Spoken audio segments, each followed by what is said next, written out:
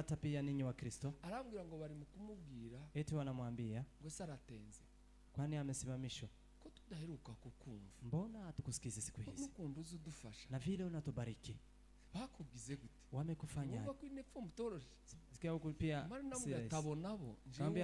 Je uwoza kumbwira. Mimi yule ambaye anaweza kukuja kuniambia. Kwambwira ngo icara nkubwirize. Nikamwambia kuhubiri. Niba ugize iminsi utanyumva. Kama kuna siku nyingi bila kunisikiza, wakwicaye nkakubwiriza. Sukai ni kuhubiri. Kibazo kigakemuka. Shida inatatulika. Kubera kuja kugumura abantu. Kwa sababu ya kwenda kuwajamisha watu. Buriya ngo uzudufasha cyane. Unatubariki sana. Uwo mu bantu baza bafasha materaniro. Kwa watu ambao wanabariki ibada. Awi uwo muntu. Nikamwambia mtu aho mugore mw'abakristo b'impero. Pahali ninyi mnasumbua wa Kristo. Wana na kasiriko zaidi. Ngo bituma uburakari bwabo babusohoresha kwica abantu. Na ikawafanya waweze kuwaua watu kwa ajili ya hasira. Ndetse ngo ntibagarukiraho ngo bageraho batema n'inka ibitsi. Na hawakurudilia hapo bali wakaweza kukata hata ng'ombe miguu. Arababwira ngo inama zanyu z'urwihereranwa. Akasema shauri zenyu za kificho. Inama zanyu zivuye mu burakari. Shauri zenyu zilizotokana na makasiriko. Imana ntizazibemo. Mungu asiwe ndani. Kandi ngo kubera ico kintu mwako. Na kwa sababu ya hicho mlichokifanya. Ingaruka z'uburakari. Madhara ya hasira. Ngo muzashirira mu bandi. Mtaishia ndani ya wengine. Muzonyika mutapotelea ndani ya wengine. Uruzaro rwanyu ruzibagira. Uzao wenyu utasaulika. Kubera kuko mwashohoje. Kwa maana mmeweza kutumiza. Kamere yanyu yabasohoresheje uburakari. Kimwili kimeweza kuwatoa mtoe hasira. Muzi cyari cyabaye. Mnajua kile ambacho kilikuwa kimetendeka? Amakuru yabo murayazi. Habari zao mnazijua. Mwoyamenya gutese. Mtajuaje? Atari kuri Facebook. Kama si Facebook. Ni muri Biblia ni mali. Ni Biblia hapo ndimo. Hizo ni story tutotinda. Hizo ni story ambazo watu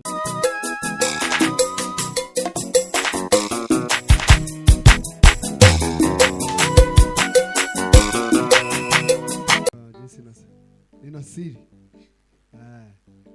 Baadaye tuimbe sote hivyo na wageni ambao wametoka Githurai wa hapa makanisa tofauti hapa muinuke, ni nyimbo yetu sote, si nyimbo ya waombezi wa hapa peke yao. Tushauti haleluya. Haleluya! Haleluya! Bwana Yesu asifiwe. Amen. Amen. Tushauti haleluya sote. Nyosha utukufu wa Mungu. Haleluya! Haleluya! Karibuni. Haleluya.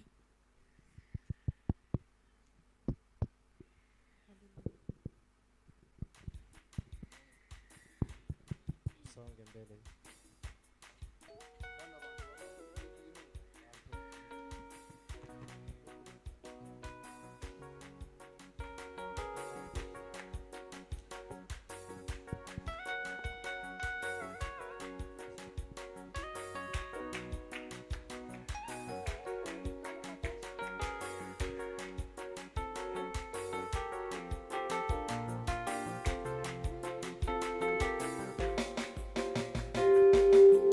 Nina siri na Yesu yanifanya niwe jasiri. Kama ninayo dhiki yanifanya niwe jasiri. Yaniburudisha nikirukaruka. Hosana amen. Nina siri na Yesu yanifanya niwe jasiri. Kama ninayo dhiki yanifanya niwe jasiri. Yaniburudisha nikirukaruka. Hosana amen. Nina siri na Yesu yanifanya niwe jasiri. Kama ninayo dhiki yanifanya niwe jasiri. Yaniburudisha nikirukaruka. Hosana amen. Nina siri na Yesu yanifanya niwe jasiri. Amina. Kama ninayo dhiki yanifanya niwe jasiri. Yaniburudisha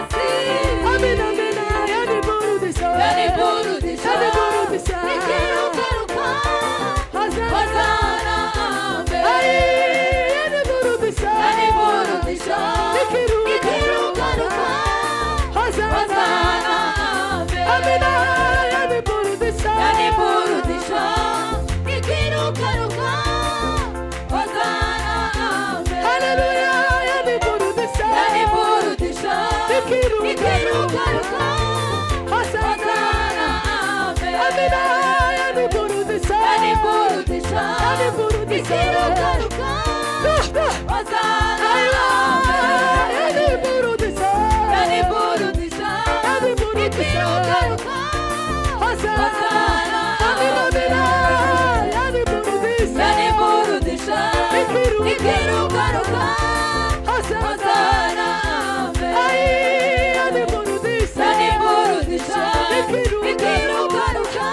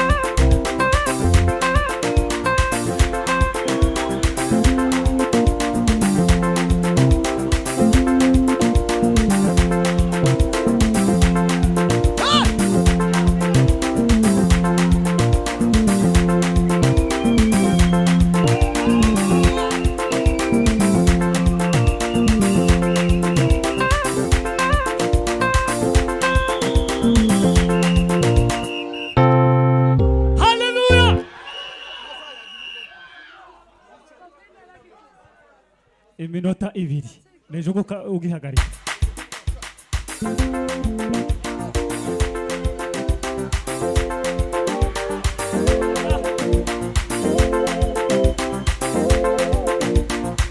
asante asante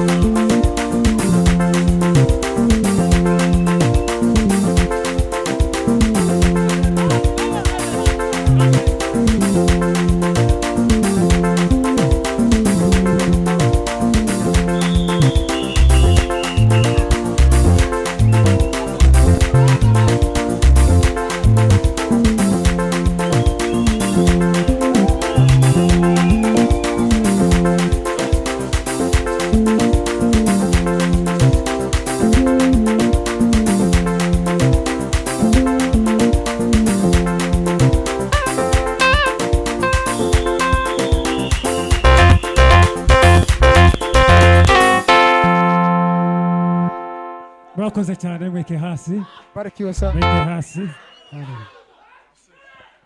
data mu izina rya Yesu Kristo turaguhimbaza Mana wa haleluya haleluya himbazwa Yesu Kristo zina ryawe data yagusubahiro Mana wastahili sifa na shukrani Baraka zawe zirakomeye Mana we turaguhimbaza kubw'umugoroba mwiza waduhaye Mana usidazi wetu mitima yacu iranezerewe Mwamba uli hai haricyo wakoze Mwamba bora haleluya haleluya tugakumva ijambo ryawe Mana tugirire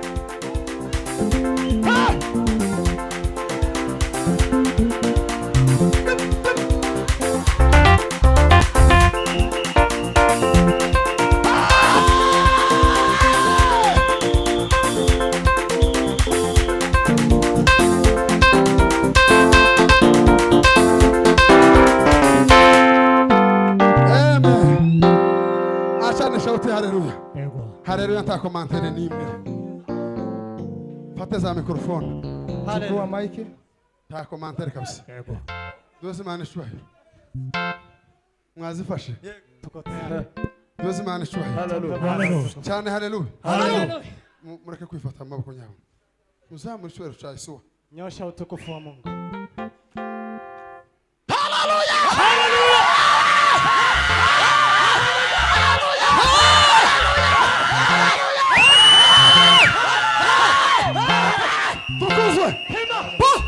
zini kazi ngahe zingine kama ngapi twongere kandi tuzamure yego tena cyane haleluya haleluya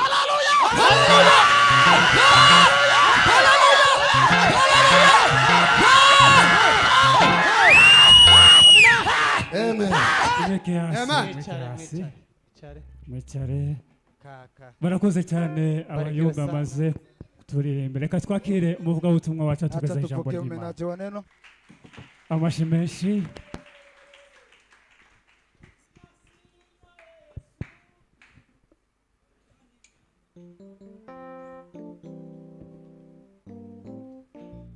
Bwana Yesu asifiwe. Haleluya.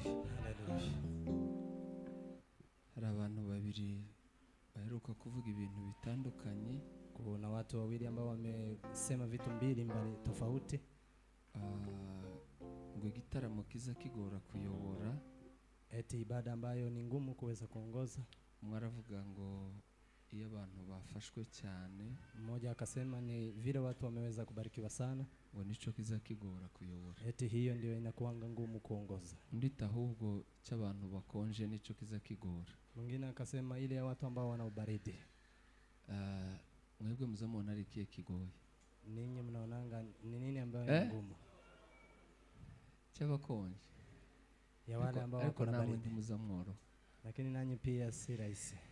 Imana ibaho umugisha. Mungu awabariki. Inepfo ukubicaye gute none? Huku chini mumekaaje? Hepfo. Murabona mwebwe mwipanze neza. Naona ninyi mmejipanga vizuri. Mwabarekeye gutyo ngo bagume bicari bo gutya. Mumewaacha waendelee kukaa hivi. Mwabaye nkabegerana tukarya. Si mkaribiane alafu tukule. Mwegerane. Mkaribiane tafadhali. Yango ni mwegerane. Jackson nawe yaravuze ngo banyiyegereze tibamukaribishe minota nkingahe dakika kama abadiakoni mwegeranye abantu bicare begerane mkaribishe watu wakae pamoja tuganire.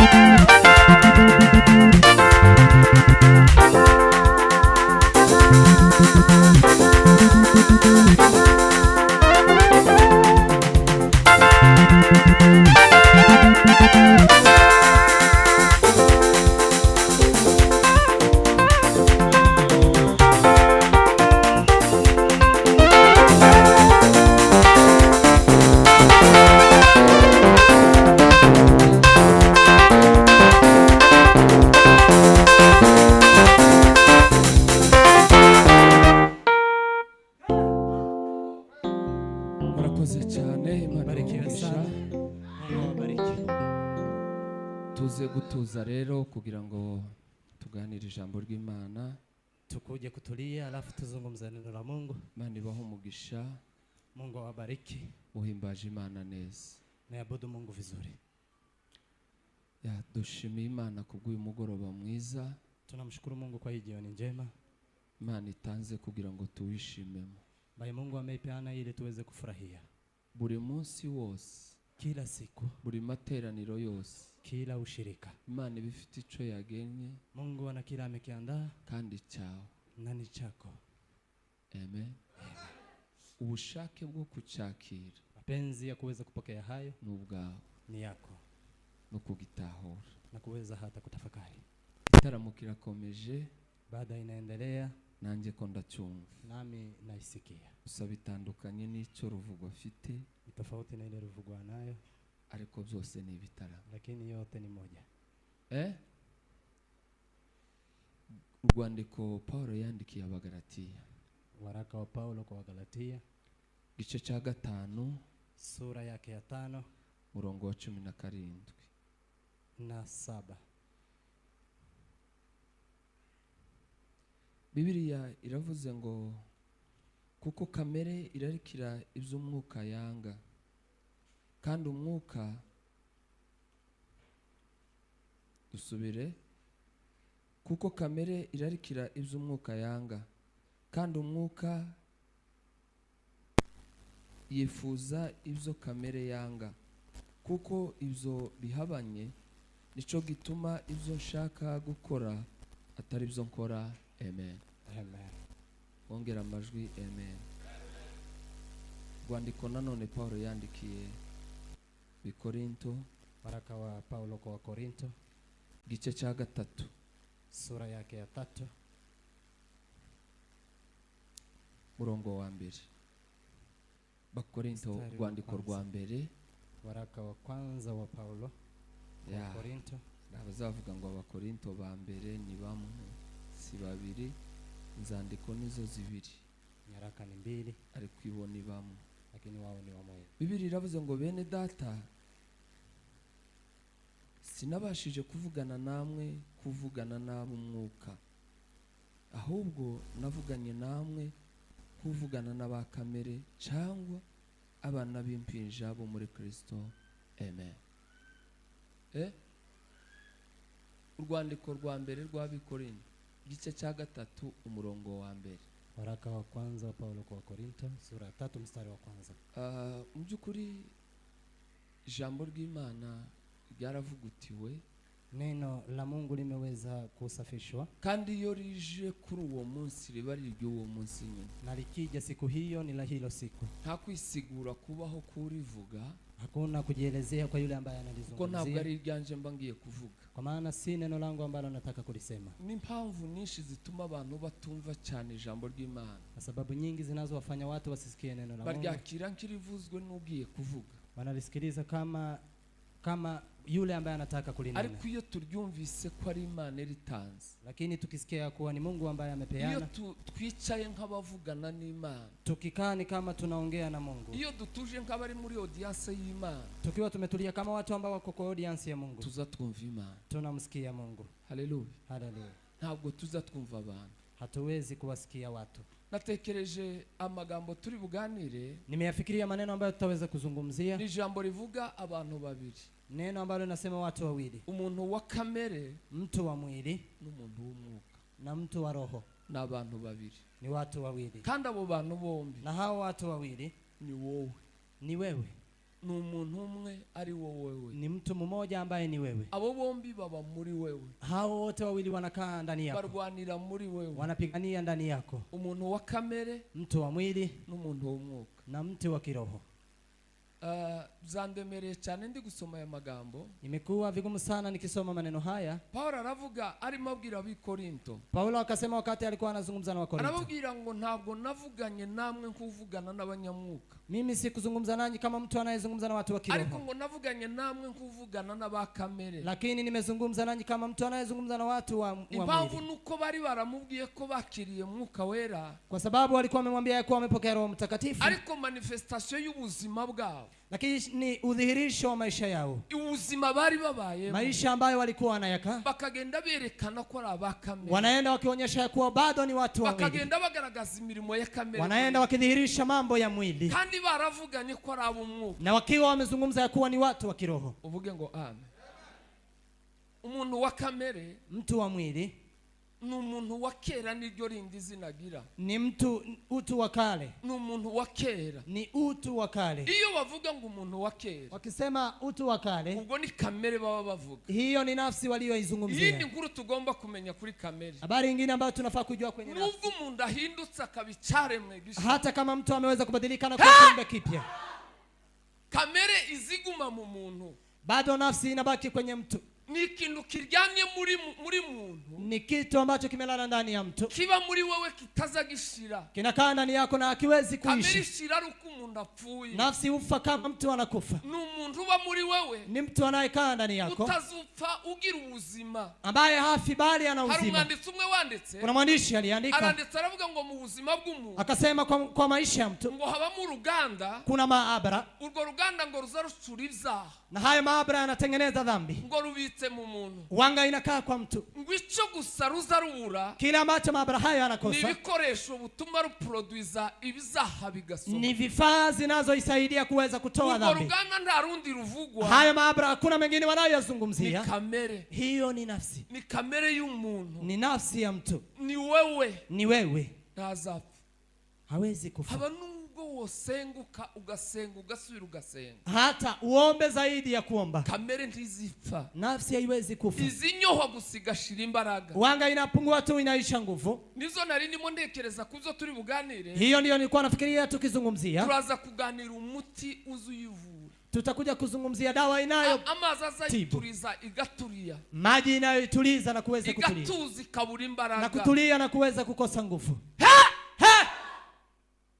Haleluya. Abantu benshi bakunze gukoresha ijambo bakavuga ngo uriya muntu agira kamere, Watu wengi wanga wanasema mtu huu ni mtu wa kimwili. aba ameze ati uwo muntu. Je, mtu huyu akoje? Turaganira ibigaragaza umuntu wa kamere, Tutakuja kuzungumzia kinachodhihirisha mtu, bimwe mu biranga umuntu wa kamere.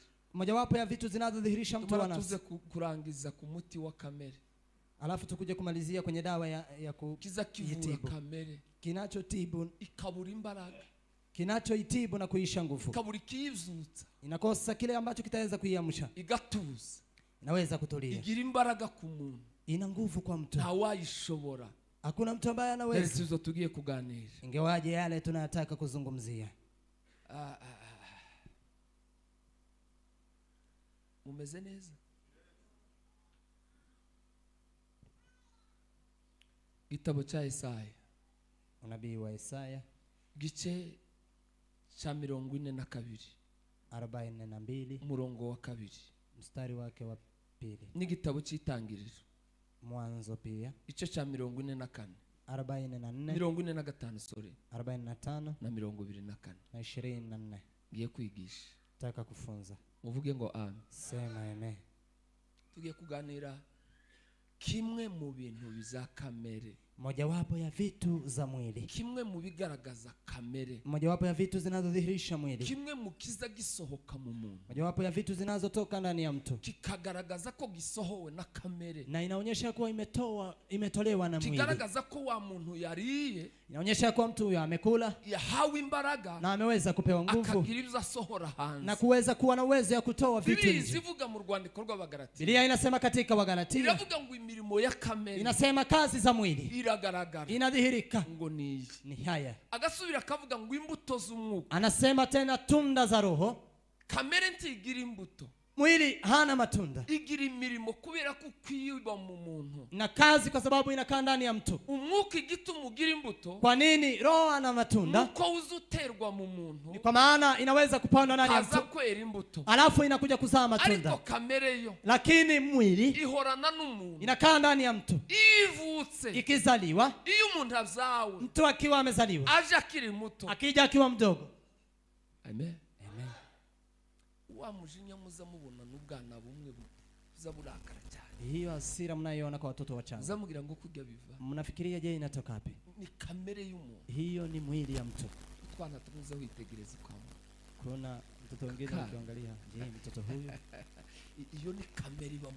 Hizo ni kazi za mwili. Uko agenda kura Vile anaendelea isa kukomaa, agenda yiha yale ambayo anaenda kipa igenda ikomera inaenda ikikomaa ikadigahaga na ikala na igahabwa kushiba intebe na igategeka kuweza kupewa kiti na kuweza Umutima kutawala. w'umuntu. Moyo wa mtu ugira icicaro kiza igira intebe izayicarwa ina makao ya kuweza kukalia. uyicayeho ni uzusorera umuntu. Yule ambaye anakaa ndiye Aravuga anaweza ngo nicyo kumtawala kiza mtu. gituma ngira ngo nkore ibyo. Biblia amesema ya kwamba nataka kufanya mema. Yarasenze aravuga ngo ninde wakiza uyu mubiri. Ameomba na kusema ni nani anaweza kuniponya mwili huu? Ariko kuna dawa.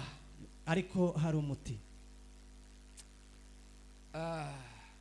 Imwe muri manifestation za kamere Mojawapo ya udhihirisho wa mwili ugutonga ni uzozano, gutonga kuzozana. muri biriya bice dusoma. Kwa hizo sura tulizosoma, Mwazumvise ibyo navuze nasikiliza vile tunasema cyangwa mbisubiremo. ama nirudie, Urasanga amakuru yo gutonga. utapata habari za mazozano. Gitabo cha Isaya, Isaya, uhanuzi bwa Isaya 42 Isaya 42 murongo wa 2 sura ya 2. haravuga ngo umukiranutsi wanje Nasema mwenye haki uwo wangu, ndami yule ambaye anaweza kumshika, uwo nahamagaye niliyemwita, uwanyitaze aliyeitika kwangu, uwakijijwe z'ukuri aliyeokoka kweli, waje mu bwami. aliyekuja ndani ya ufalme. Jambo rya mbere Neno la kwanza, uvuge ngo hazatonga, hataweza kuwa na mazozano, hazasakuza, hataweza kupiga kelele. amen, Amen. ahora n'ubwitonzi, Anaendelea kuwa na utulivu, nta rusaku wamwumva. huwezi kusikiliza kelele. uwo muzahura atongana, Yule ambaye mtapatana akibishana, uzasanga atongana, ukimpata mtu akiwa na mazozano, cyo ni ikimenyetso ko ari uwa kamere. hiyo ni dhihirisho ya kuwa yeye ni mtu wa mwili bado. Uzamenye ko ari umwuka wa kamere, Jua ya kuwa hiyo ni roho ya uzamenye mwili, ko asohorewe n'uwa kamere. ameweza kutolewa roho hiyo ya mwili. Ntukamutindeho, Usikae sana kwa yeye, nubwo azaba ari umuririmbyi uzi kuririmba, hata awe mwimbaji anayejua nubwo kuimba, azaba azi kubwiriza, hata awe ni mtu anayejua kuhubiri, nubwo azaba ayoboye itorero, hata awe ameongoza kanisa, uzasanga wese atongana, utakayempata akiwa na mabishano, uzavuge ngo uyu si uw'umwuka, sema huyu si wa roho, uyu ni uwa kamere. huyu ni mtu wa mwili, Uwicaye ku ntebe y'ubuzima bwe, aliyekaa kwa kiti cha maisha yake, uyoboye ubuzima bwe, anayeongoza maisha yake, ni umuntu wa kera, ni mtu wa utu wa kale, Harahinduka. bado hajabadilika, aracyari wawe, bado ni yule yule, ntazatongana. hataweza kuzozana. Intonganya muri mwe, Mazozano ndani yenyu, yaranditse umwanditsi ameandika mwandishi aravuga ngo si intonganya muri mwe ziva, akasema, mazozano yanatoka niyo wapi? biza bituruka. Inatoka wapi? Abanyetorero iyo batongana biva, Je, wenye kanisa wakizozana inatoka nibaza icyo wapi? kibazo. Nikajiuliza swali hilo, Abaririmbyi iyo batongana waimbaji wakizozana biza biva he? wanga inatoka wapi? Aravuga ngo se ntibiva mu birwanira muri mwebwe, Akasema, je, haitokani na yale si yanayopigana imbaraga ndani yenu? zirimo zibirira muri mwe zigaturika. Si ni nguvu zinazochemka ndani yenu na kuweza kulipuka? Abona bakamere, Hao ni watu wanaongoza na mwili, umuntu wa kamere mtu wa mwili. ikimuranga, Mojawapo ya madhihirisho, iyo ayoboye akiongoza umuntu azatongana. mtu wanga anabishana. Yakobo asezera bene Yosefu asezera bene se, Yusufu akaweza kuaga ndugu zake, aravuga ngo nimugende nimutonganire mu nzira, akawaambia, nendeni msiweze kuzozana katika ubwo njiani, musubiyeyo mkirudi mwirinde ndimuzatongana. jihadhari, msizozane katika njia. Abanyamwuka, Wenye roho, umuntu w'umwuka, mtu mwenye roho, umunyamwuka mwenye roho, uyobowe n'umwuka, mtu wa kiroho. izo tuza kuvuga dusohoka. Hiyo ndio tutakuja kusema tukitamatisha. Ntazatongana, Habishani, ntazatongana. hazozani. Ibituma yatongana bibaho, Itakachomfanya azozane ipo, ibirema itonganye birahari, itakayounda mazozano yapo, ariko umunyamwuka, lakini mtu wa umuntu kiroho, utari uwa kamere, mtu ambaye si wa mwili, ntazatongana, hawezi kuzozana, hazatonga. hawezi kuzozana. Arababwira ngo nendeni musigombaniye njiani, Arababwira ngo mugende ntimugatonganire mu nzira. yabonye ko hari icyo baje gupfa bageze mu nzira, Ameona kuna kile watakacho zozana wakifika njiani, arababwira ngo mwiri akawaambia, jihadharini bagenzi baje mu ndugu ijuru, zangu mnaoenda mbinguni, iyi nzira si iyo hii gutonganira, njia si ya kuzozana.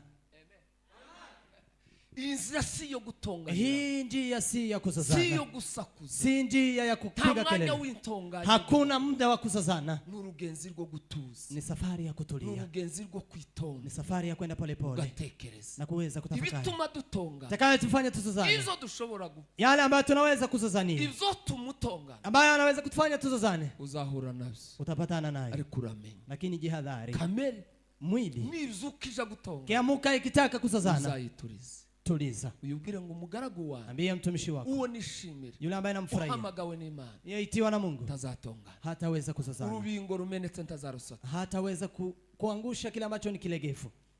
Amen. uwo ni umuntu w'umwuka, Huyo ni mtu wa ariko kiroho. umuntu wa kamere Lakini mtu wa mwili azavuga ngo n'ubundi, anasema hata kama n'ubundi hata nanga umvuka, ninakataa naye ntawuzi nene. ukora, Hakuna mtu anigusaye, yanshaganyije amenigusa, ngo urambona, utaniona. uwo ni uwa kamere. Huyo ni wa mwili. Bwana turumiye, Asifiwe.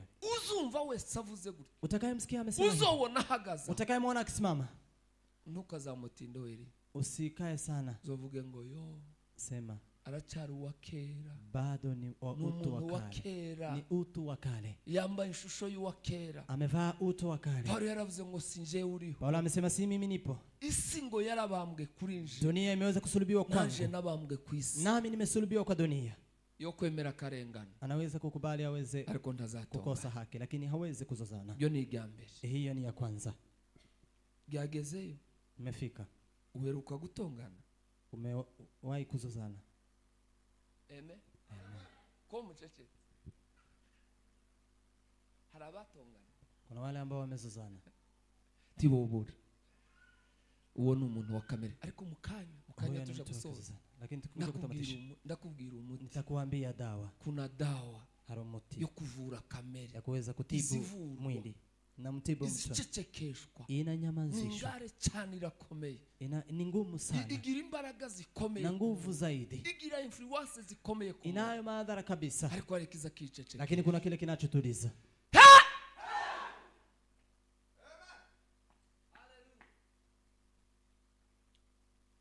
manifestation ya kabiri, Udhihirisho wa pili ugaragaza umuntu wa kamere mu muntu, inayoonyesha utu wa mwili ubundi katika buryo mtu, azasohokamo, vile anatoka ndani ya mtu. ubundi buryo tuza tumubona Aina nyingine tunamuona n'uburakari, ni makasiriko, uburakari. hasira. Bishop akunda kubivuga, Bishop Wanga anasema sana, warabaza barakara ngo imyuni kamize, eti kuna watu ambao wanakasirika hata damu inatoka, abandi ngo bakamana ni gwakuriki, wengine hata wanakosa kukula, abandi estoma ngo ikego, wengine wanasikia hata wana shida kwenye stomach, abandi ngo bakabura ibitotsi, wengine wanakosa hata usingizi, ariko kamere, lakini ni utu wa mwili.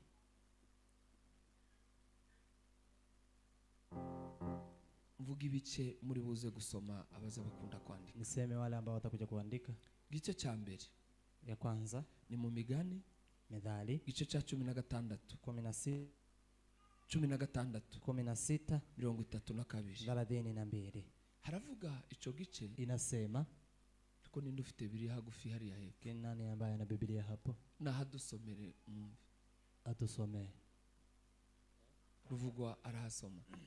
Methali Migani 16:32. Methali 16 dusome mu izina rya Yesu.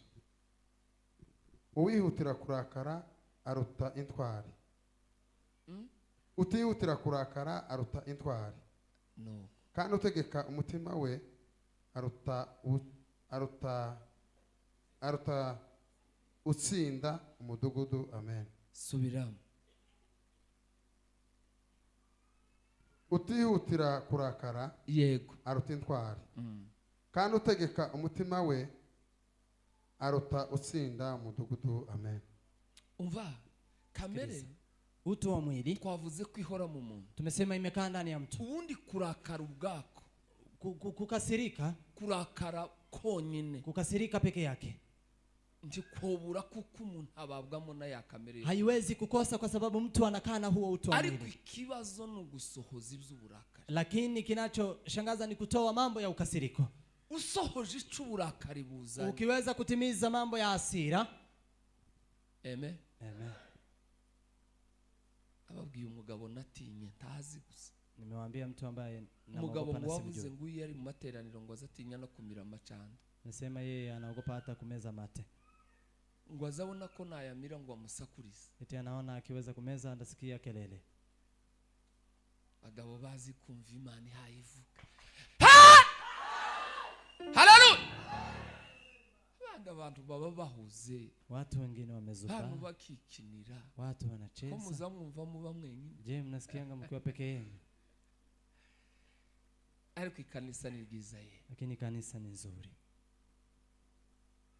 Gutuza tukumva tuganira n'Imana. Kutulia na kusikia kwa tunazungumza na Mungu. Hizi habari hazinenwi mahali kwingine. Narimvuze ngo umuntu w'umuhanga. Kwa anasema mtu ambaye ni mashuhuri. Umuntu ubishoboye. Yule ambaye ataweza. Ngo n'umuntu ufata uburakari. Ni mtu ambaye anachukua hasira. Akabugumana. Na kuweza kubaki nayo. Kasohoza icyo bwamubwiye. Na asitoe kile alichoambiwa. Biblia iravuze ngo utihutira kurakara. Biblia imesema asiye na haraka kusirika. Ngo ararutitwari. Ni zaidi ya shujaa. Yotera umudugudu kaufata. Ambaye anaweza kupiganisha jiji na kuweza kulishika. Umuntu tuzarata. Mtu ambaye tutamsifia. Muvuge ngo amen. Nudasohoza icurakari bumutu. Ni yule ambaye hatimizi kile ambacho hasira imemtuma.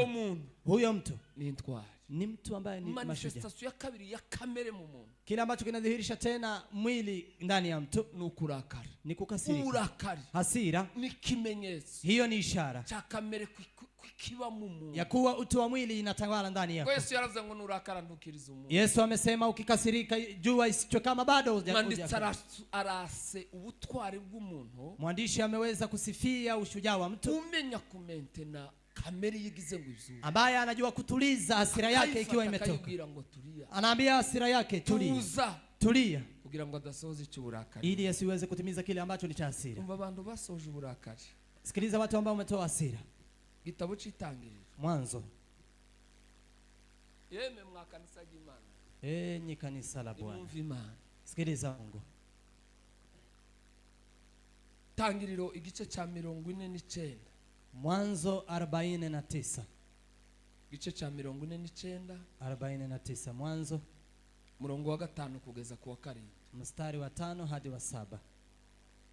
Dudufasha gusoma wundi. Mwanzo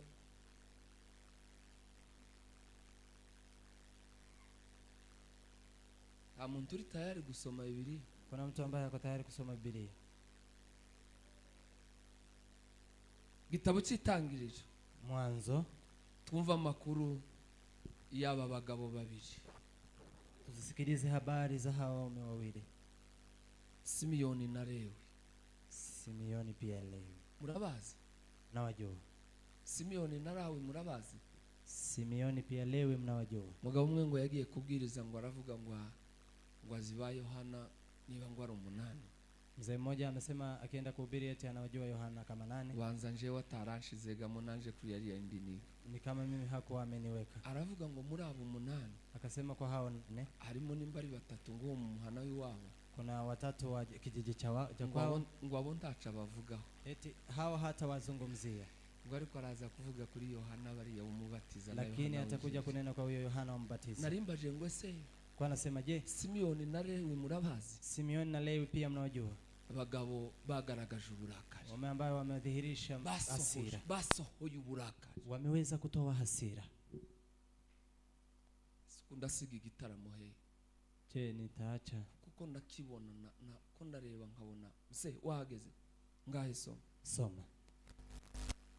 Dusome mu izina rya Yesu ubere ku murongo wa 5.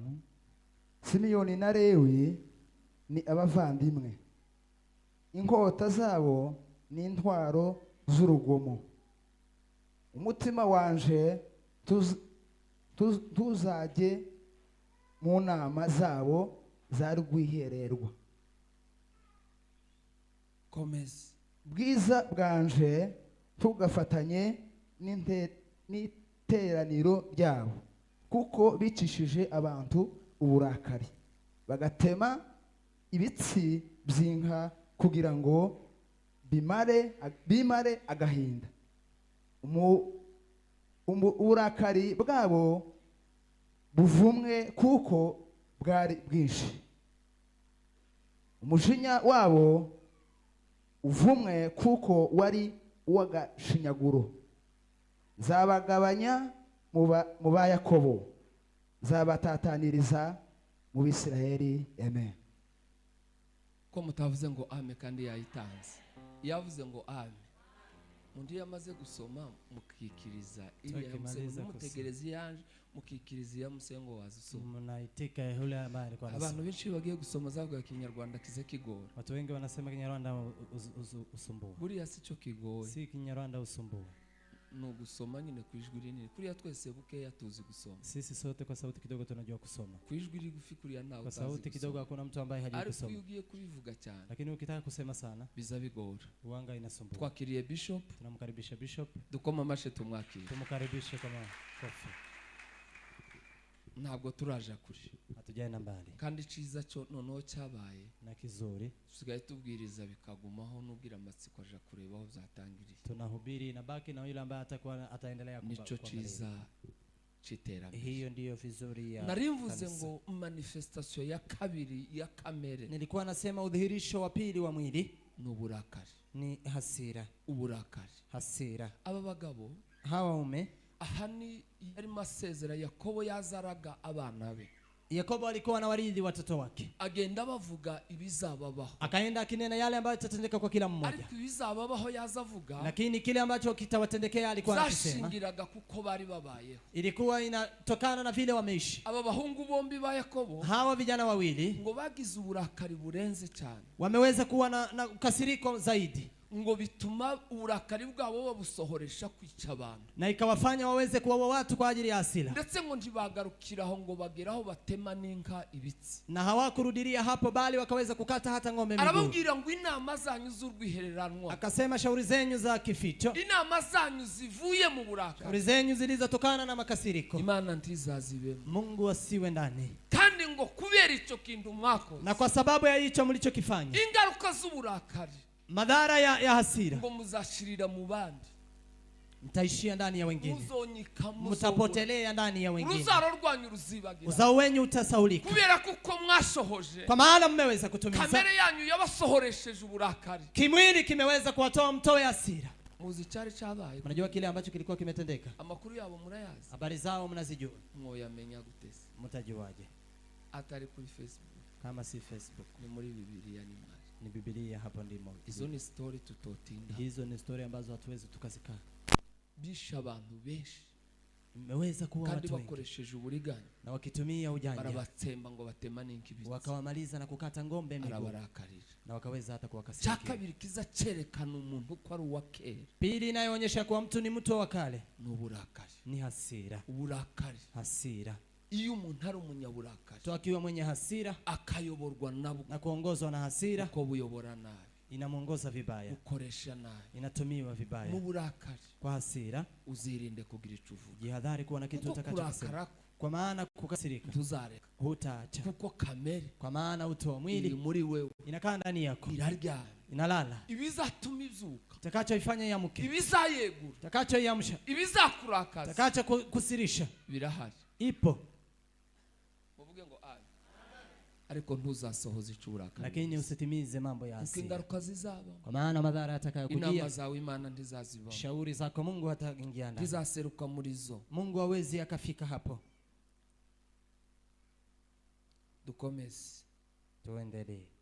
Aho ni ibiva mu muntu, hapo ni yale yanayotoka kwa mtu birwanira muri we, ambayo yanapigana ndani yake. Ndavuga ibindi bintu bitatu, tasema mambo mengine matatu bizakwereka umuntu wa kamere, ambayo itakuonyesha mtu wa mwili, ariko vis-a-vis n'abandi, lakini kwa wengine, mu mibanire ye n'abandi, kwa maisha yake na wengine, ivyo ibigaragara yanayodhihirisha zihishe muri kamere, ambayo yanakaa ndani ya mwili, ariko bisohorera mu buzima bw'umuntu n'abandi, lakini yanatoka ndani ya maisha ya mtu na wengine. Mibere ukavuga ngo uyu muntu, ukiona maisha hayo ukaseme mtu kwabayeho n'abandi, vile anakaa na wengine, nuzumva ko karegutse muri wewe, ukisikiliza hayo yanainuka ndani yako, nuzumva ko karazutse muri wewe, sikia hiyo inainuka ndani yako, uzovuge ngo uyu ni umuntu wa kera, sema huyu ni mtu wa kale, uryamye muri nje, ambaye amelala ndani yangu, uwoheye muri nje, ambaye amefungwa ndani yangu, ngomba kuja kumuturiza. lazima niende nikamtulize. Cyambere kiza kiranga umuntu wa kamere, kwanza inayodhihirisha azababazwa n'ibyiza by'abandi. Yeye huzunishwa na mema ya wengine. Iyo hagize icyiza kija ku bandi, Kukiwa na kitu kizuri kinachoenda iyo kwa wengine, hagize neza igaragara ku ukiwa bandi, na tendo nzuri linaloonekana kwa wengine, umuntu wa kamere, mtu wa mwili, umunyamubiri, mtu wa mwili, umuntu wa kera, mtu wa kale,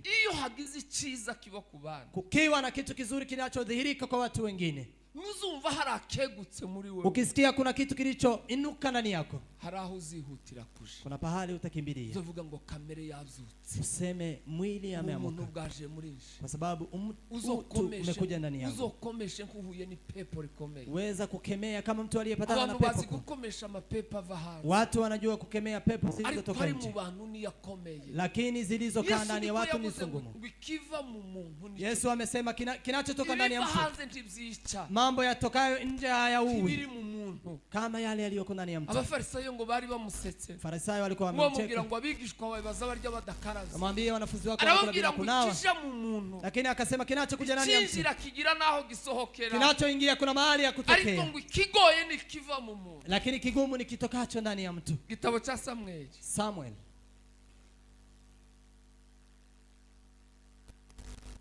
ko mutabaje mu cyakangahe, nimukaza mubaza ngo wakangahe. Samuel we Samuel ni mmoja. igitabo nibyo bibiri, vitabu ni mbili, na Paulo kwa Timotheo, Paulo kwa Timotheo, si ba Timotheo benshi mu si akina Timotheo wengi, Timotheo wa kabiri, oya, si Timotheo wa mu pili, rwandiko rwa kabiri Paulo yandikiye Timotheo. ni waraka wa pili wa Paulo kwa Timotheo. So uko ba Si ni hivyo? 18 n'umurongo wa 8 18 mstari wa 8. murasanga amakuru. Gitabo cya mbere cya Samuel, Waraka wa kwanza wa Samuel.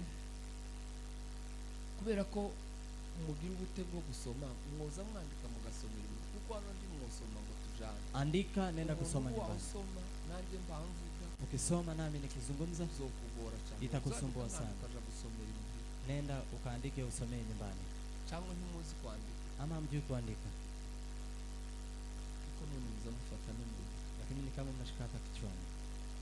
Umugabo bita Sauli, Ambaye anaitwa Sauli, ari wo mugabo wayoboye Isiraheli wa mbere, umwami wa mbere wa Isiraheli, ambaye ndiye mfalme wa kwanza aliongoza Israeli. kome ikibazo kiraba mu bwami, Shida ikawa ndani ya ufalme wake, arahungabana, akaweza kubabaika, ababura uko bareba, wakakosa vile wa kuangalia. abasirikare ngo bakaza bihisha mu myobo. Wanajeshi walikuwa wanajificha kwenye Hari umwanditsi wavuze shimo. komanderi, Kuna mwandishi aliyeandika aravuga ibintu bari baza abasirikare bo kwa Sauli, akasema yale ambao walikuwa wanajua manajeshi wa kwa Farao Goliath niho ngeze, hapo kwa Goliath. ngo ikintu bari bazi Kile ambacho walikuwa ngo wanakijua ni ukwakira ibitutsi Goliath yabatukaga, ni kupokea matusi yanayotokana na ngo Goliath. yarabatukaga Alikuwa na watusi iminsi 40 yose, siku 40 ngo bakabyemera, na kukubali ntacyo dushoboye. hatuwezi. Ngo bari baratengeneje neza indake zo guhungira, Walikuwa wametengeneza shimo za kukimbilia, iyo bamubonaga wakati walikuwa wanamuona akija, bose bakihisha. wote wanajificha. Amaze Daudi arahaseruka, Alafu Daudi akafika, agemuye alipoleta chakula, akana kari kagemuye, mtoto ambaye alikuwa analeta ngo agiye chakula kureba bene se uko bameze ku rugamba, akija kuangalia ndugu zake wakiwa Ahageze. kwenye vita. Alipofika ngo yumva ijwi rya Goliath, akasikiliza sauti la Goliath, yumva ahayimokoza, akasikia akipigapiga umunsi kelele. wa 40 havu, Siku ya 40 akisema, aravuga ngo nimba murabaga, akasema kama ninyi ni waume. ariko ngo cyakomeje Daudi, Lakini kilichomshika mkono Daudi, cyamukomeje ngo yumvise abakomatanya hamwe n'Imana, kilichomsaidia ni kwa kuwa amesikia akinena pamoja na Mungu. ngo Pia yatutse Isiraheli, ametusi ngo Israeli ayisuzugurana n'Imana yabo. na kuwadharau na Mungu wao. Sayo makuru tugendereye kuvuga, Si habari hizo tunataka icyo kusema, tugendereye kuvuga, kile ambacho tunataka ngo kusema. arangije Daudi Daudi aramutera, akaweza kumpiganisha, aramwica. akamuua. Uwo mugabo nanone wakomantaga Huyu ambaye alikuwa anaandika zaidi yaravuze ngo impamvu Goliath yabwiye Daudi, amesema kwa nini Goliath amemwambia Daudi, impamvu Sauli yabwiye Daudi ngo zotuma adatsinda Goliath, sababu ambazo Sauli amemwambia Daudi haziwezi kumfanya amshinde Goliath. wiwe nizo yagize impamvu zotuma mutsinda. Eti yeye ndizo amefanya sababu za Iya kumfanya mbere ngo ashinde. yaramubwiye ngo wewe Kwanza amemwambia wewe, uri agahungu gatoya, wewe ni kijana mdogo, niyo ugitangira iby'intambara, hivi ndivyo unaanza uriya vita. yamenyereye intambara, Huyo amezoea vita, ntiwo mushobora. huwezi.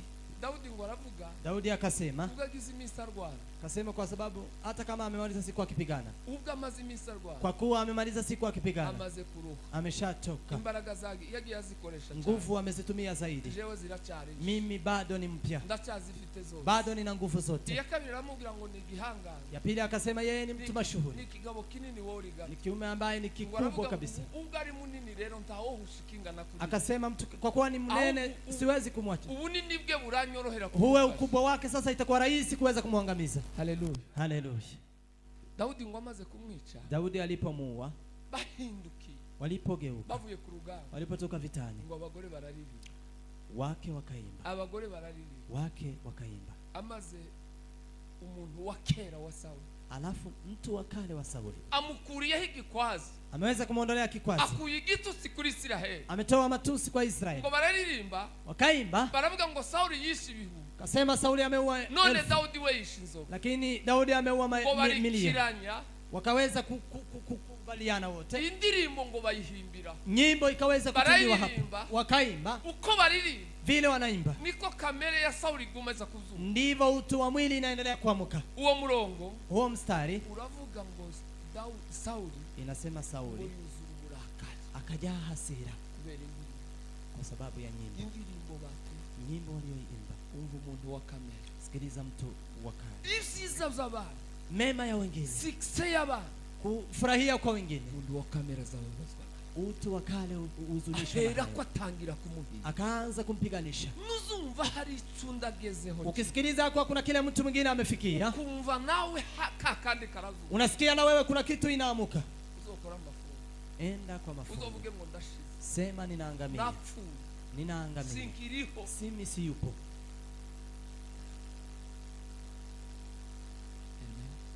Umuntu wa kamere, utu wa kale, rangwa no kubabazwa n'ibyiza by'abantu, yeye anahuzunishwa na mema ya wengine. Iyo abandi bagize amahirwe, wengine wakiwa wamebarikiwa, wa kamera z'abantu, utu wa kale huzunika. Kumunyamu, lakini mtu wa kiroho, mtu wa kiroho, Biblia yavuze ngo barahabanye, Biblia imesema wako tofauti. Mwingine yale anapenda ndiyo mwingine anachukia, yale mwingine anafanya sio mwingine anafanya. Wewe unatimiliwa na mgani? Ni mgani anayekuongoza? Unatimiza gani kwa bombi barwanira mu? Kwa maana wote wanapigana ndani yetu. Kimenyetso cha kabiri, ishara ya pili igaragaza umuntu wa kamere, inayoonyesha mtu wa kale.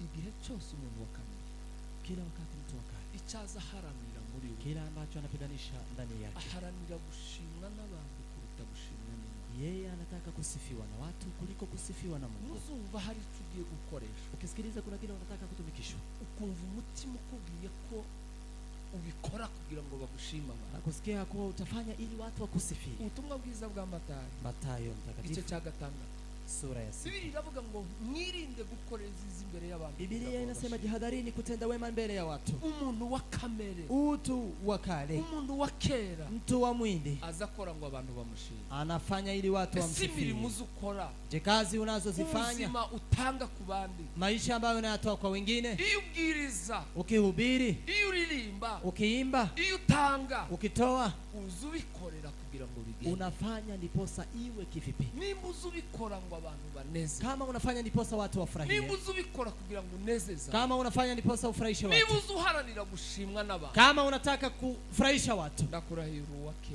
wewe ni mtu wanayeongozwa na utu wa kale, uracyari uwa kamere, bado wewe ni mtu wa mwili, uracyari muisi, bado wewe ni mtu wa mwili, hujakufa ili afufuke mtu mwingine. Nuzumva icyo ukoze, kisikia kile umekifanya, igipimo uzireberaho, kile kipimo ambacho utajiangalia, ukamenya kuri uwa kamere cyangwa uri umuntu, na kujua ya kuwa wewe ni mtu wa mwili ama ni mtu wa roho. Ni wakati utatumikia kuangaliwa, nukora ngo abantu bakurebe, ukiangalia ili ukitumika ili uangaliwe. Hambara numenya kuirwa, hiyo vita ukijua kupigana, uzaba wabaye umwe, utakuwa mtu wa kiroho. kuko Petero yigeze abwira abantu, kwa maana Petro amewahi kuambia watu, bari babafashe babagiriye nabi, walikuwa wamechukua wakiwatendea jeuri mtumwa, kwa mitume, babazizi ibyo barimo bakora, walikuwa wanawapiga kwa sababu yale walikuwa wanafanya. Akamwambia, je, nirakwiriye kumvira kuruta kumvira Imana? Je, inanifaa kuwatii kuliko nimtii Mungu? Kile utakacho umunyamuku ubuzima azabona bugoye, mtu wa kiroho maisha ambayo anaona ni magumu, ni ugukora icyokora ku Mana, ni kufanya kile ambacho kinaweza kumgusa Mungu, ni ugukora icyo tuma Imana iraka, ni kufanya kinachomhuzunisha Mungu. Ariko yakoze igituma Imana ishimwa, lakini akifanya kinachofanya Mungu asifiwe. Amen. Amen. Zamariki guharanira gushimwa n'abantu kuruta gushimwa. Itanifaidije kushukuriwa na watu lakini nisisifiwe. Iyo ntambara numenya kwirwa. Vita hiyo ukijua kupigana, ukazaharanira gushimwa n'Imana, na kuweza kupigania kushukuriwa na Mungu, uzamenye kuhagaze neza mu Mungu. Jua umesimama vizuri kwenye kiroho. Ariko uzumva ngo naje bambone. Lakini ukisikia nami nionekane. Yesu yigeze abwira abantu. So amewahi kuambia watu. Abwira abantu ngo bakunda kwicara ku ntebe z'imbere. Akawaambia watu ambao wanapenda kukaa kwenye viti za mbele. Arababwira yabagiriye inama. Akawashauri. Arabwira ngo muzirinde nimuje mu birori. Akawaambia jihadharini mkienda kwenye shauri. Abantu bakunda kugaragara cyane. Watu ambao wanapenda kuonekana. Kila wakati kikija ni nyinyi. Ni mubisi. Ni kwa dunia. Cho ni kimenyetso kizakubwira karo ni kamera. Huo ni udhirisho unaoonyesha kuwa ni mtu wa mwili. Kile ambacho inapenda sana. Nami nionekane. Uwo mutima nuzowumva muri wewe. Huu roho ukisikia ndani yako. Ni pepo likomeye. Hiyo ni pepo kubwa. Amen. Mugume mushamburi ya mapepo. Endeleeni kushambulia mapepo. Buryaga nayo ntazapfa. Na hayo pia hafi. Baza bavuga ngo bagiye kwica amapepo abayumva. Wanasema eti wanataka kuwa mapepo. Ndaza. Hayafi. Mapepo ndaza. Mapepo hayafi.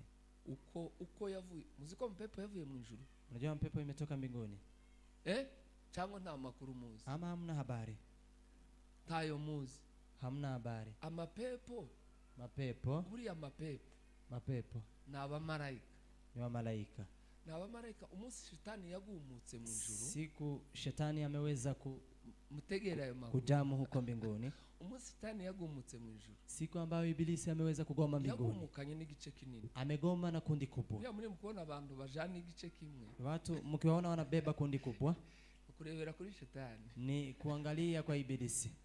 Niko yagize mu ijuru. Hivyo ndivyo alifanya mbinguni. Tauzugumuka wenyine. Hakuna yule ambaye anaweza tauzugumuka wenyine. Hakuna yule anaandamana akiwa peke yake. Gacengeza mu banda kagira igikunda jana. Anaenda akiwaingiza wengine, akiwaingiza. Kandi naje gusanga cyane. Na nimepata sana. Burya abantu benshi bakunda gucikamo. Watu wengi ambao wanapenda kuenda vipande. Muzi gucikamo. Mnajua katika vipande ama cyangwa kwaguka. Abantu bakunda kubikora cyane. Watu ambao wanapenda kufanya sana. Sinza menya haba uruhare runini. Sijuangi mahali kuna nguvu sana. Ariko hose hararemereye. Lakini kote kuna uzito. Hano haruguri wacu hafite intege zaho. Hapa kwetu kuna udhaifu. Ariko nzamo ni nyinshi ziza ziviwe ifi wanyu. Lakini mara nyingi sana naona inatokana na huku kwenyu. Inefi wanyu nyinshi nizo ziza zivayo. Huku kwenyu kunatoka udhaifu.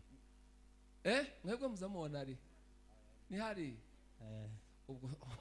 Ubwo ni debandende.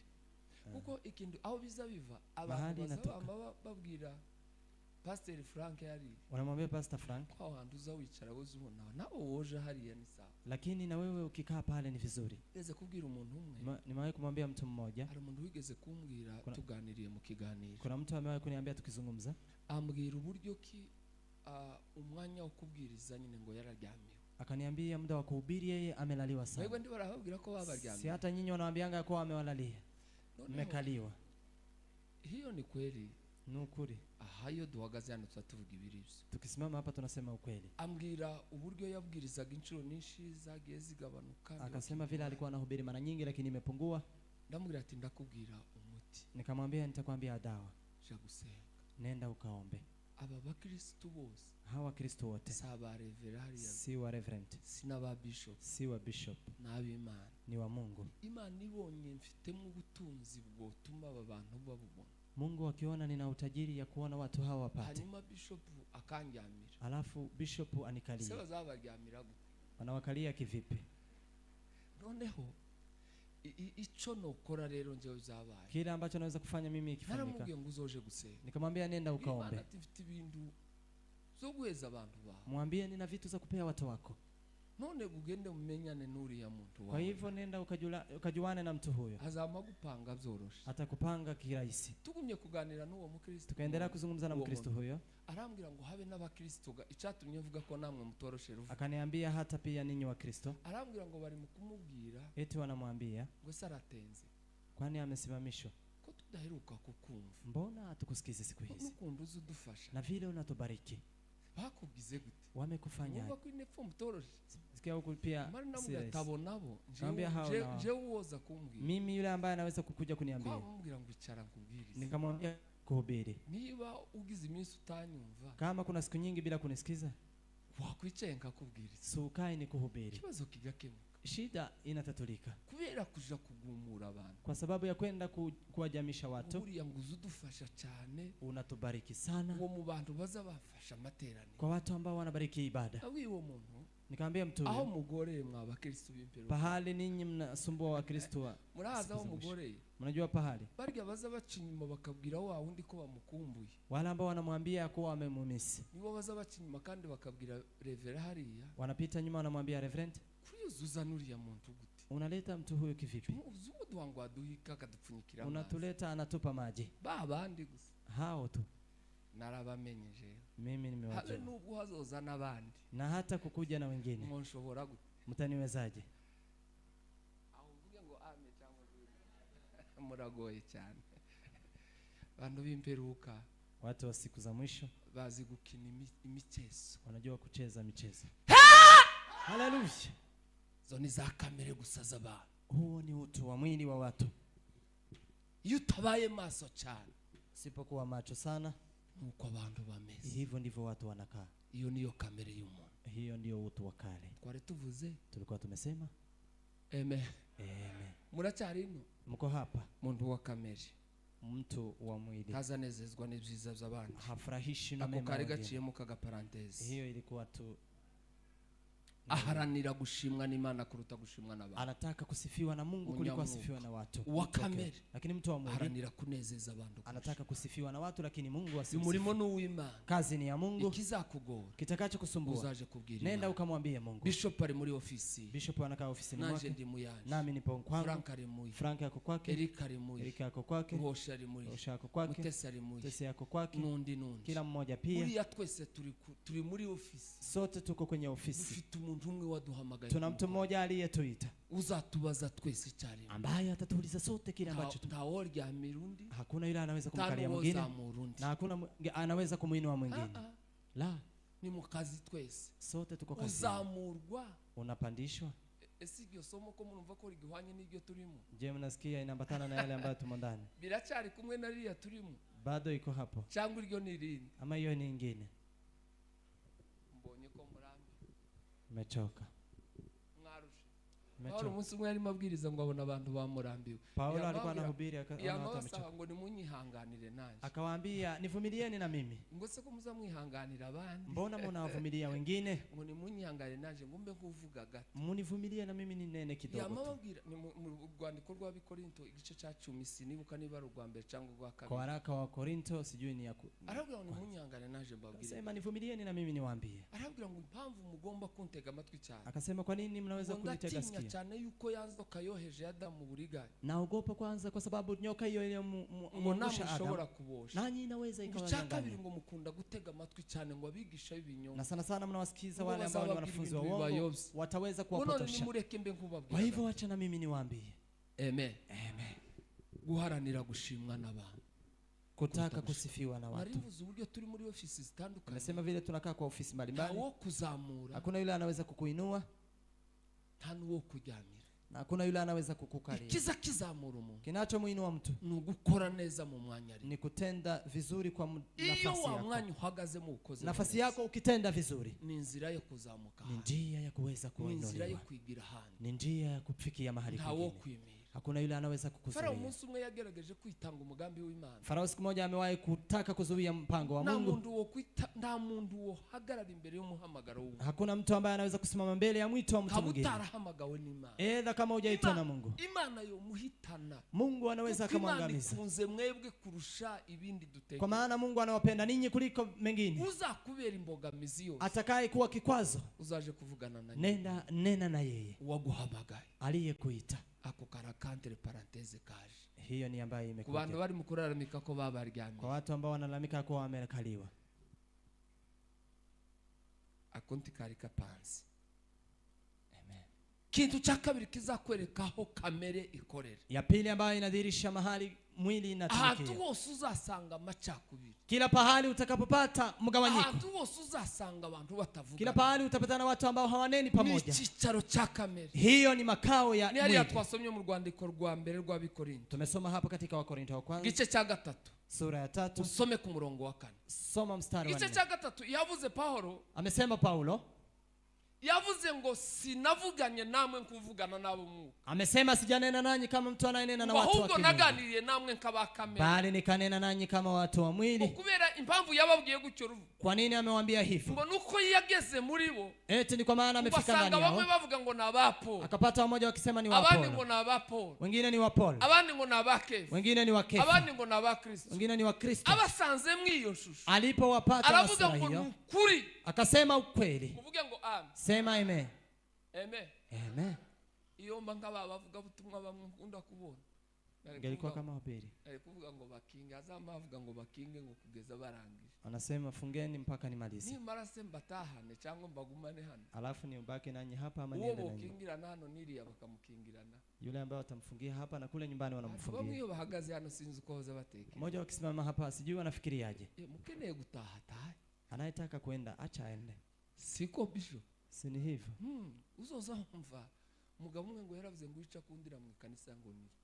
Mmoja amesema ni hicho anakipendea kanisa. Yari kumunebwe ruvu. Alikuwa mzaifu. Wica ngo nuko azazirigi haziye ngo gatahirigi hataye. Ni kukuja wakati anapenda na anarudi wakati anapenda. Muziza zo mu kanisa. Mmoja wapo ya mema ya kanisani. Umuntu nukuzigi haziye. Tu nikuja wakati anataka. Arambi kugataha. Ukichoka unarudi. Na hiyo tuvuga ngo bakinge. Lakini ukisema mfunge. Utiagira usohoka. Kusiwe na mtu wa kutoka. Pambwiriza hano. Nikihubiri hapa. Nk'amakosa. Kama makosa. Kuko harufite isaha yahawe agomba gushikira mu rugo. Kuna yule ambaye amepewa saa ya kufika nyumbani. Nintinda bakamukinga dugakinga hano. Nikikawa kifunge hapo. Tumara dukingura umwe ajiri undi ajiri. Alafu tufungue mmoja aende huko na huko. Iwe nashikiria sange bamukinga. Afike huko apate wamemfungia. Uko bizoba bimeze neza yewe. Je, itakuwa vizuri ndugu zangu? Tubaye duhonyeje bajya bazavuga ngo bakinga kugeza barangije. Tumeonya wale ambao wanasema tufungeni. Kandi abantu bakunda kugira gutyo. Na watu ambao wanapenda kufanya hivyo. Abantu baza batinda cyane. Ni watu ambao wanakaa sana. Abantu bakunda gutinda cyane bakagenda. Watu ambao wanakaa sana. Ndio bakunda kuvuga ngo bakinge undi yagira usohoka kugeza ndange. Watu ndio wanasema fungeni mpaka nimalize. Bareke batahe. Acheni waende. Abumva igihe cyo gutaha cyabo kigeze. Kisikia wakati wao wa kurudi imefika. Narimvuze ngo aho tuzasanga hari amacakubiri hose. Nimesema pahali tukipata mgawanyiko. Usanga abantu batavugana. Upate watu hawaneni pamoja. Bamwe berekeriye abandi bakere. Wamoja wakielekea huku wengine huku. Yesu yaseze yabigisha. Yesu amewaga wanafunzi. Arababwira agiye kuja mu ijuru. Akawaambia wakati alikwenda mbinguni. Mubumwe. Akawaambia iweni mmoja. Jewe na data tu. Kwa maana mimi na Baba tu wamoja. Ikizerekana ko kitakachoonyesha ya kuwa navuye kwa Data. Nimetoka kwa Baba. Kizerekana ko muraba. Kitakachodhihirisha ya kuwa ninyi ni watu wangu. Uko muzabo. Ni kwa maana mtakuwa mmoja.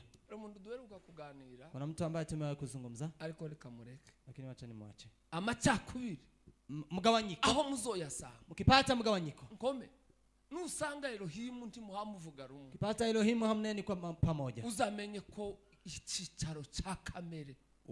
Gundua ya kuwa kikao cha mwili. Sura ya watu wa mwili imedhihirika. Hari umuti tugiye kuvuga hano. Kuna dawa ambayo tunataka kuisema hapa. Sugusakuza. Si kupiga kelele. Nico bakunda. Kwa maana hiyo ndio wanapenda. Niko baremye. Hivyo ndivyo wameumbwa. Ubasukiye kucogeje. Tayari umewakaribisha. Ubahaye kwao. Umewapa kiwanja. Bakunda gusakuza. Wanataka kelele. Bakunda gutonga. Wanataka kubishana. Abona bakamere. Hao ni watu wa mwili. Lakini kuna kile kinatuliza. Umuti wa kamere. Dawa ya mwili. Ngiye kuvuga itatu. Nataka kusema 3. Niyo ngiye gusoreza. Hiyo ndio nitatamashtisha. Ugenda uzoyimwe witonze. Enda ukakunywe pole pole. Ikire. Kunywa pole pole. Ngiye gutangaza haleluya nkanyinshi. Tani chauti haleluya. Kuko ngeze ku isomo neza. Kwa sababu nimefika sasa kwa somo.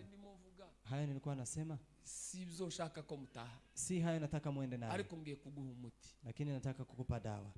Muntu umwe twarimo tuganira ubushize. Tumoja tulikuwa tunazungumza. Tuvugana kuri ayo masomo kari turi yatundumvuze hari yahigi. Tukanena hivyo ambayo tumesema hapo. Kuburyo bwo kubana namwe. Vile ya kuishi na nyinyi. Muragoye cyane.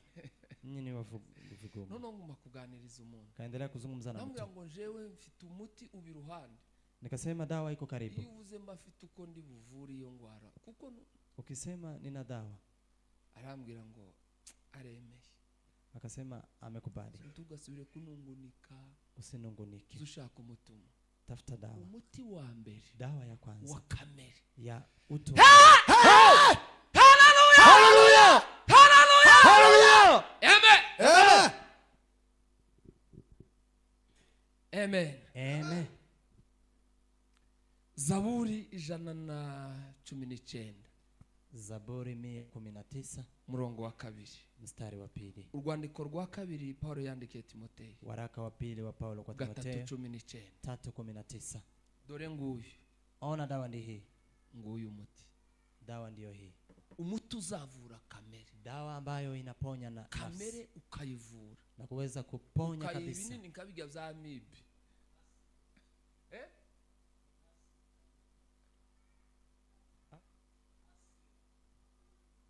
Amen. Na utu wakare ntacho bitwara. Amen. Amen. Umuti uzuvura kamere. Dawa ambayo inaponya asiri. Tizipfa. Haifi. Igatuza. Inatulia. Nukuyirongera. Ni kuweza kuinywesha. Nukuyigaburira. Ni kuilisha. Ijambo ry'Imana. Neno la Mungu. Ikiza kituriza ikaba nkihoha. Kile ambacho kinatuliza na kutuliza. Kiza gitumizuka yananiye abantu kazimurengeza kamuterera umuntu kazugira ngo uyu ni waundi cyangwa nundi. Mtu anainuka anamuinua, unadhani huyu ni yule ama si yule. Ukazure uyu muntu unajiuliza, je ni wa murami. Je, ni huyu ambaye ni mtu wa kusifu. Kamere yavutse. Asili imeweza kuamuka. Ikiza kituriza. Kitakacho ituliza. Paulo aravuga ngo nabiki ijambo ryawe mu mutima. Paulo akasema nimeliweka neno lako kwenye moyo. Ili nisije nikakutendea makosa. Ijambo ry'Imana riri mutima. Neno la Mungu likiwa ndani ya moyo wako. Inasema tulia. Tuza. Tulia. Uzuri rya kangahe? Unakula neno mara ngapi? Timotheo hariya ko Paulo yamwandikiye. Timotheo vile Paulo amwandikiye. Yavuze ibyanditswe byera byose. Amesema maandiko yote zahometswe n'Imana. Yamepumuziwa na Mungu. Bigira umumaro wo kwigisha umuntu. Na yana faida ya kumfunza mtu. Ako nakeneyemo. Nilichotaka. Ngono kumutunganya. Na kuweza kumutunganya. Kumsafisha. Kumuchonga neza. Kuweza kumchonga kabisa. Zikagira umuntu kuba mwiza. Inamfanya mtu kuwa mwema. Umuntu wari mubi. Mtu ambaye alikuwa mbaya. Akamutengeneza. Anamtengeneza. Kamere kiza kimara amakambazi. Kinachomaliza asiri inamalizika kabisa. Kiza kituriza gaturi ugasanga umuntu ndakiri wawe. Kinachotuliza mtu unapata amebadilika. Zakunda kuvuga uriya mukongomani. Wanga nasema wewe mkongomani. Jasa nimzo mwibuka. Jasa. Yigeze kuvuga mu gakino kiyo. Amewahi kusema kwa mchezo wake. Aravuga ngo atakibe Kristo. Ngo atakibe Kristo nguri muri ngo abamukubise baza bakina ine twatundi twabo. Aravuga usanze Kristo yarageze muri. Akasema umepata Kristo amefika ndani yangu. Ariko ni mu mikino. Lakini ni kwa mchezo. Imbaraga z'Imana z'ijambo ry'Imana iyo zageze mu. Nguvu za neno la Mungu likifika ndani ya mtu. Imbaraga ziwe z'umubiri. Na nguvu zake za mwili. Hazasa n'utazifite. Anakaa ni kama hana. Kuko kamere zigiye guhaguruka. Kwa maana asiri ikitaka kuinuka. Uzugira icyanditswe kituriza. Kuna maandiko yatakayotuliza. Agatuza. Na anaweza kutulia. Uwo ni wo muti wawe. Hiyo ndiyo dawa ya kwanza. Soma maandiko matakatifu. Si kusoma pekee. Ni kusoma. Ukazumva. Na kusikiza. Kabitekerezaho. Na kufikiria. Ikabarepa. Na ikuwe chakula. Iwe chakula ya kila siku.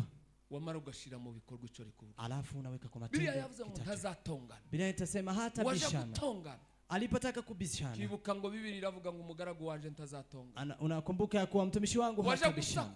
Kienda kupiga kelele. Ngo Biblia iravuga ngo ntazasakuza. Unasema hata piga kelele. Hagira kaja kuzuka. Ukisikia kuna kitu kinataka kuamuka. Ngo Biblia iravuga. Unasema Biblia inasema. Biblia iravuga. Biblia usema. Ngo nibakubita umusaya. Wakinipiga pande hii.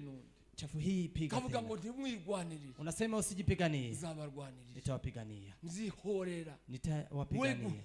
Wewe wewe usilipise kisasi.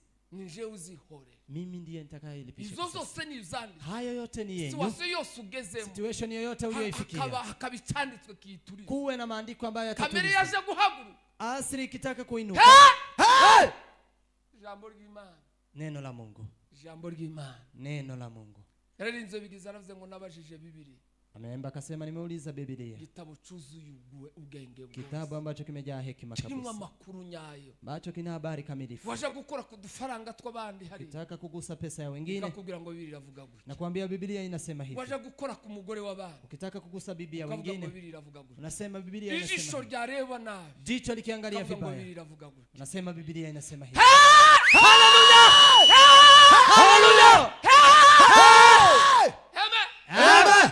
Wagira haba habavuga makuru atari. Ukifika wanasema habari zote. Mukicarane n'abakobwa. Unasema Biblia inasema msikae na wasengenyaji. Umuti. Hiyo ndiyo dawa. Giki kizashobora kamera. Ni nini itaweza asri? Wagira hari ibiganiro bidasobanura. Ukifika mahali kuna mazungumzo ambayo hayafai. Unasema Biblia inasema. Hapa siwezi kukaa. Hakindi kizagushoboza. Hakuna kingine ambacho kitakuwezesha. Waje kwambara umwenda. Ukienda kuvaa vazi. Ukavuga ngo Biblia iravuga gutya. Unasema Biblia inasema hivi. Zivuga ku myambari. Biblia inasema juu ya mavazi. Hino kumeza yenu. Na hata chakula. Kumeza tugiye kurya. Hata tukitaka kukula. No kujanjiro mwabakecuru. Na hata kwenda njiro. Aho murasoma havuga kuja kugura inyama. Hakuna pahali mnasoma kwenda kununua nyama. Tamakuru murasoma munavuga kukujanjiro. Hamjasoma habari kwa kwenda njiro. Kumuza musoma ukubiri ibintu byose biba. Biblia kila kitu imo. Iravuga ngo nuja mu isoko. Nasema ukienda sokoni. ariko nda Paulo yanditse urwandiko rw'Abikorinte. Ameandika waraka wa Korinto. Abandikira ngo bari bagize ikibazo cy'inyama. Akawaandikia walikuwa na shida ya nyama. Mu gice cha 8 abambere cyangwa gwa kabiri. Sura ya 8 wa kwanza moja. Yari yagezemo ngo asanga mu itorero mu bibazo byari birimo. Alikuwa amefika akapata kanisani matatizo. Warimo n'ibibazo z'inyama. Kuna shida ya nyama. Bavuga ngo abantu bari inyamafu. Wakasema watu hawa wamekufa kitu ambacho hakijaua. None tugomba kubatenga. Kwa hivyo lazima watengwe. Ko bari inyamafu. Kwa maana wamekula kitu ambacho hakijatoa damu. Abandi toya. Wengine wakasema la. Yama yandika urwandiko. Akaandika nyaraka. Aravuga ngo uhereye no. Akasema kuanzia leo. Nimuzoza muja kugura inyama. Mkienda kununua nyama. Ko murazunguza umutwe.